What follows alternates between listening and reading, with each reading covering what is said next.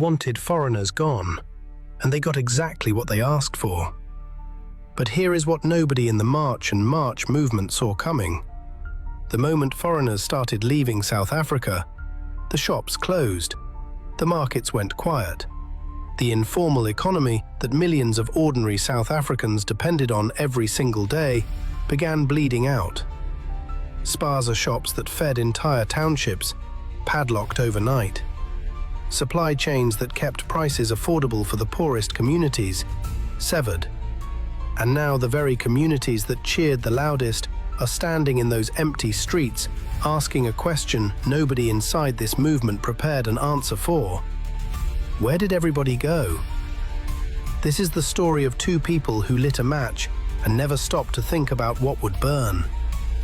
Jacinta Ngobese Zuma, Pakelum Takati, the two most recognizable faces of South Africa's most explosive anti-immigrant movement in a generation. But what one of them confessed in private will make you question everything you thought you knew about this story. Who are Jacinta and Pakelum Takati? So who exactly are these two people, and how did they manage to turn an entire country? Ngobese Zuma is a former radio presenter from KwaZulu-Natal who founded March and March in 2025, a name deliberately chosen to signal the protests would never stop until the government acted. Her stated mission was clear: remove undocumented immigrants.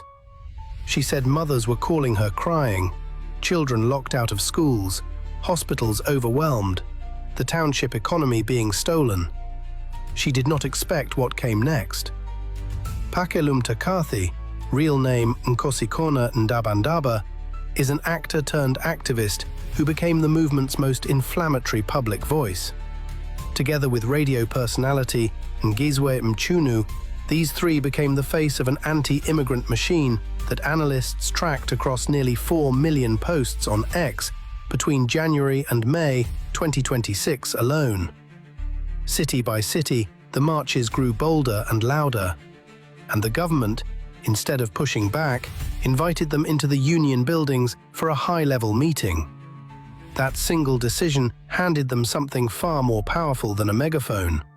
It handed them political legitimacy.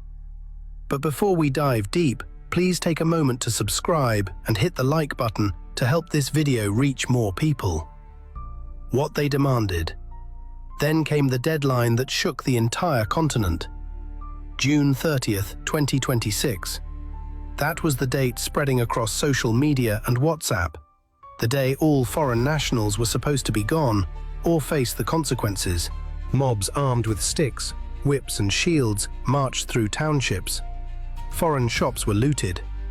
Legal refugees with valid documents were too terrified to go home, camping outside Home Affairs offices because organized groups were hunting through residential streets at night. Here is a critical detail almost nobody reported.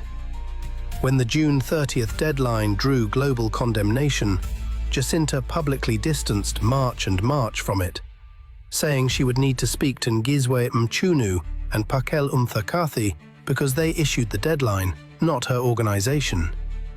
Read that again. The founder of the movement, publicly separating herself from the deadline her own co-leaders announced to the world. The machine she built had grown so large it was running faster than she could control.